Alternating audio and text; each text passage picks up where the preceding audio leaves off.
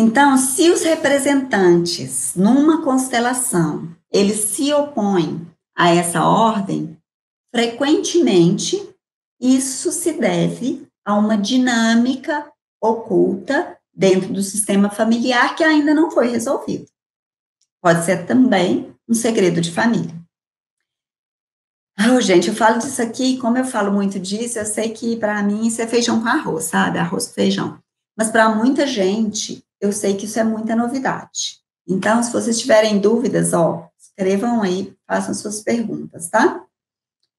Acontece às vezes que uma rivalidade entre irmãos possa estar sendo a reprodução de uma rivalidade entre um dos pais e seus próprios irmãos, ou que um dos irmãos, quando pressiona,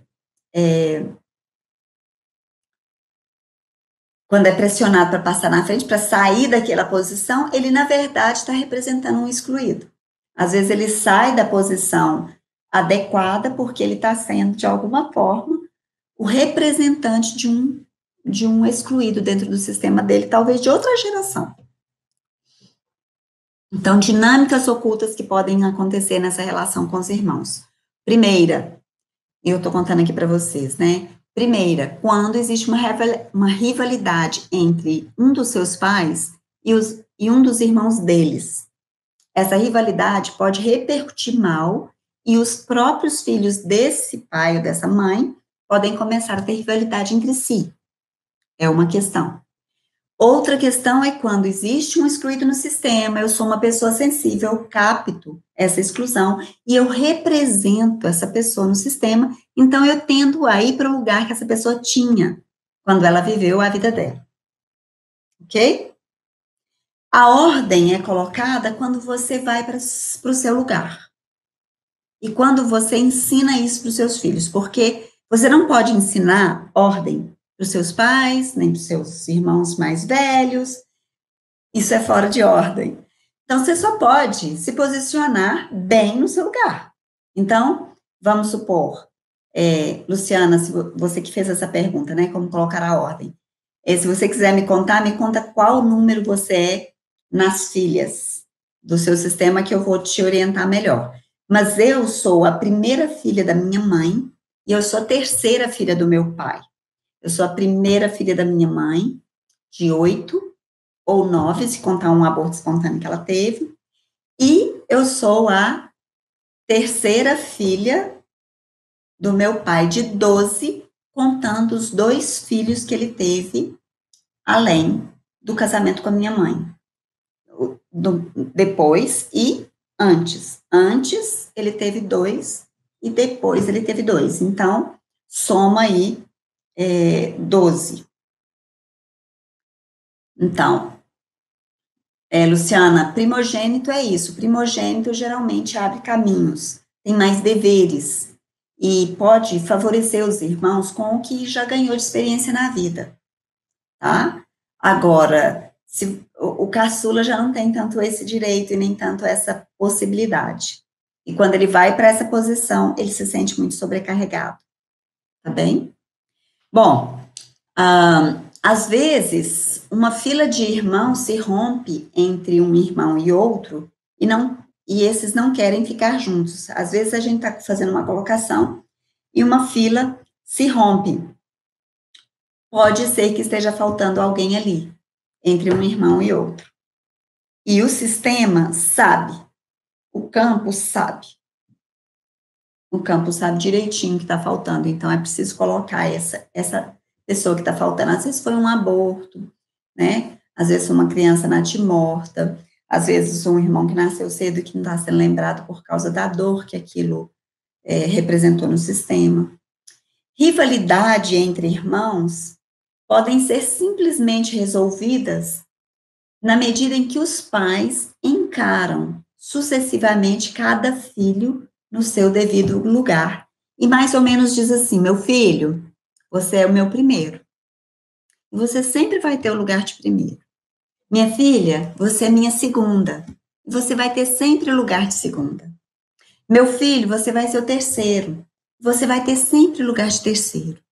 E cada lugar tem a sua expressão, e cada um é maravilhoso no lugar que ocupa. Quando os adultos deixam isso claro para os filhos, é maravilhoso, porque impede a disputa por posições, que não tem nada a ver. Você só pode ter nascido na posição que você tem.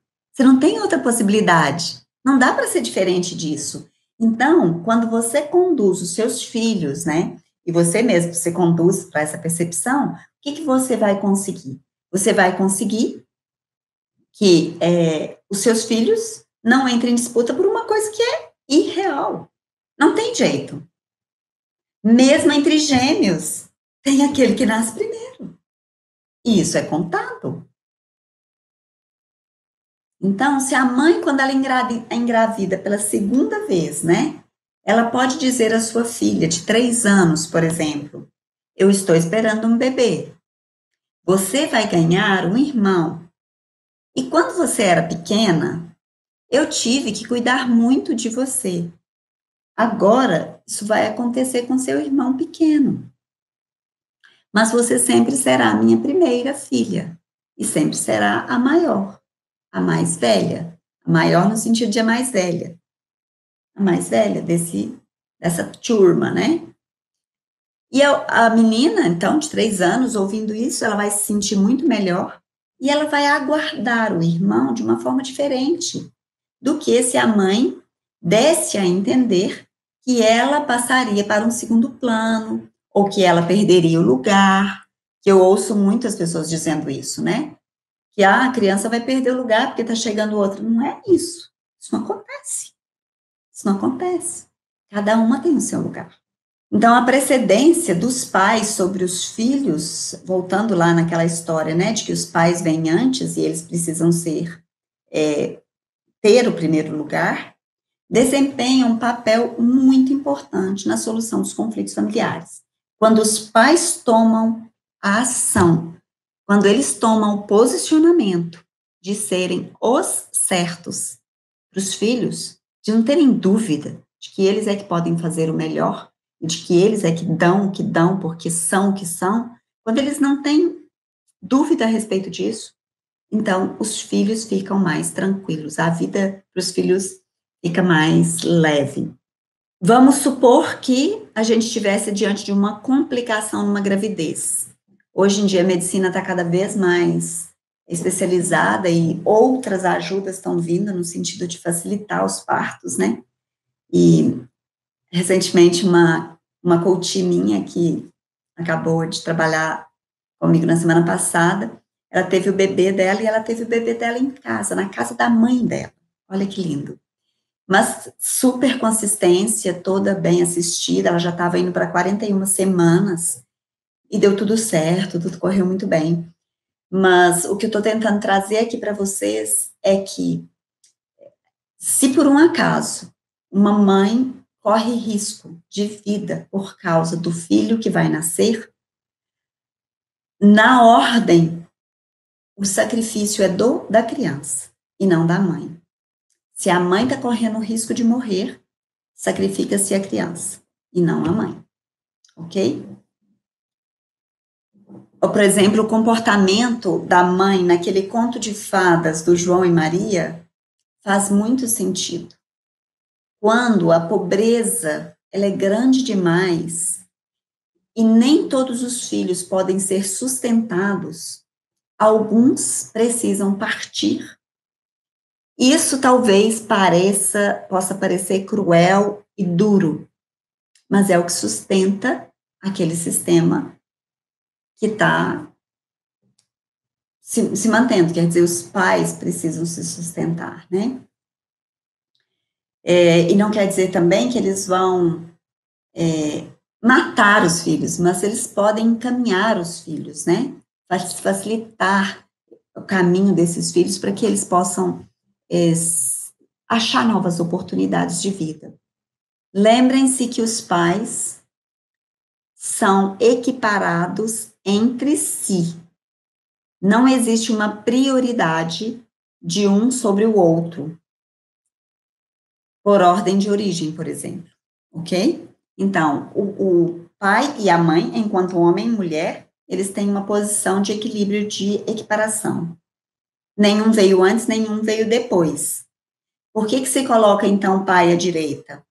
Porque o pai, estando à direita, ele vai proteger nesse arquétipo, né, de um homem que pode cuidar e proteger, a mãe grávida, segurando, sustentando o bebê e nutrindo esse bebê. Então, precisa de alguém que faça o papel de quem segura a onda, de quem protege, e alguém que possa nutrir a nova vida que está chegando.